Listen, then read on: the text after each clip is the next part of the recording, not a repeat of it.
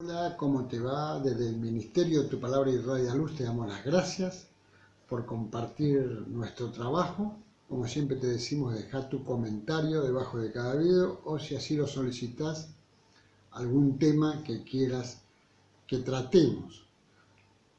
Hoy vamos a hablar un poco a través de este video que hay una posibilidad que nos acerquemos a Dios y es ahí cuando Él se acerca a nosotros. Muchas veces nos acercamos a Dios, estamos en situaciones límites, en alguna circunstancia difícil de nuestra vida y queremos orar, queremos acercarnos a Él, pero lo sentimos distante, lo sentimos como que no nos responde, nos sentimos como que Él no está oyendo lo que le estamos pidiendo, lo que le estamos clamando, y esto se debe a que no nos acercamos con la actitud correcta como Él verdaderamente así lo quiere y se lo merece, ¿no es cierto? Y esto generalmente siempre nos hace pensar, ¿cómo debo entonces acercarme a Dios? ¿Cuál es el método que yo debo utilizar para acercarme a Dios y que Él verdaderamente se acerque a mí? Debemos entender que el pecado no nos permite tener una relación cercana con Dios. Entonces debemos, como dice el Padre Nuestro, arrepentirnos de nuestros pecados, ponernos delante de Él, y es así como vamos a ir haciendo una relación amorosa, amistosa, una comunión, como verdaderamente Él así lo quiere. Y esto no es una deficiencia de parte de Dios que nosotros seamos pecadores, sino que de cada uno de nosotros, porque Adán y Eva ya resolvieron cometer el pecado cuando estaban allá en el Edén, tranquilos, y Dios les dio toda la tierra para que ellos la puedan fructificar, y bueno, les dijo, de este fruto no coman, y ellos eligieron comer de ese fruto, y de ahí dice la palabra que toda la humanidad cayó en pecado, ¿no es cierto? Entonces vamos a ver un par de cositas como para que nosotros entendamos cómo nos podemos acercar a Dios y que verdaderamente sintamos la presencia de Él en nosotros cuando así lo estamos necesitando.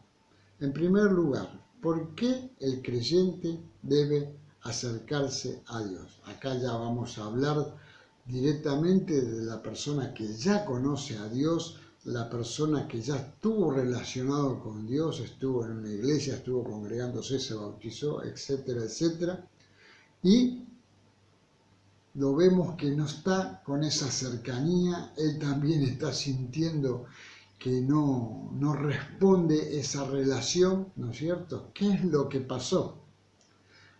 El creyente, por su descuido, que siempre lo tenemos, se aleja lentamente de Dios, ¿no es cierto? Las circunstancias, los problemas, las pruebas, todo lo que nos pasa en nuestra vida lo van atrapando, entonces sin darse cuenta se va alejando de Dios. Empieza a no interesarse por leer la palabra de Dios, ¿no es cierto? Empieza, no, tengo muchos problemas, no puedo leer, la Biblia es complicada, ¿no?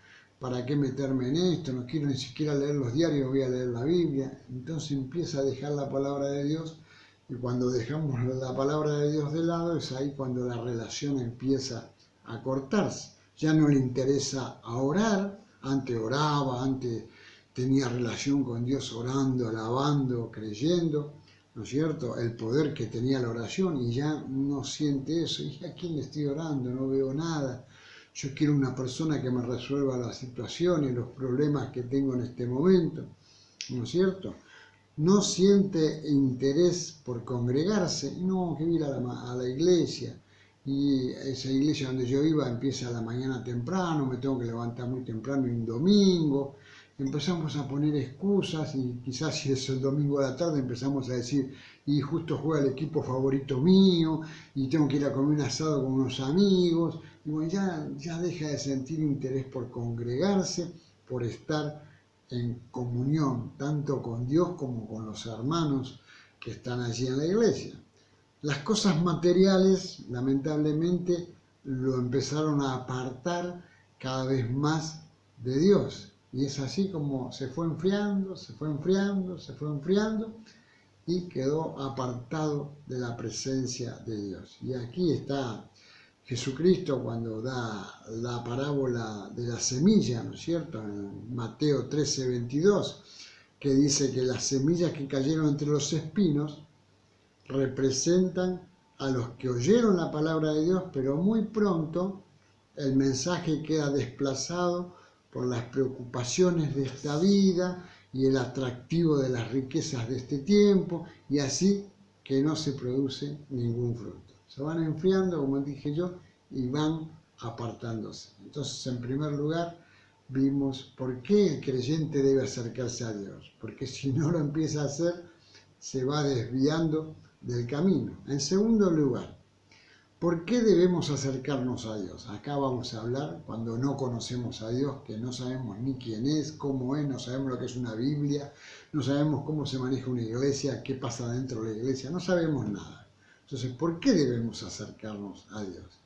Porque el pecado, nuevamente hablamos de él, nos separó, de Dios. Como dije antes, Adán y Eva hicieron la suya y se separaron de la presencia de Dios. Y lamentablemente, si dejamos esta situación así, el pecado seguirá actuando en nosotros y vamos a ver la degradación de la persona cuando el pecado actúa en él. Ya lo vemos hoy con la violencia, las violaciones, las guerras, etcétera, etcétera, ¿no es cierto? Por eso el profeta Isaías, que es uno de los profetas más reconocidos de la Biblia, 700 años antes de Jesucristo, ya empezó a profetizar cómo iba a ser la venida del Mesías, cómo lo iban a crucificar y todo lo demás.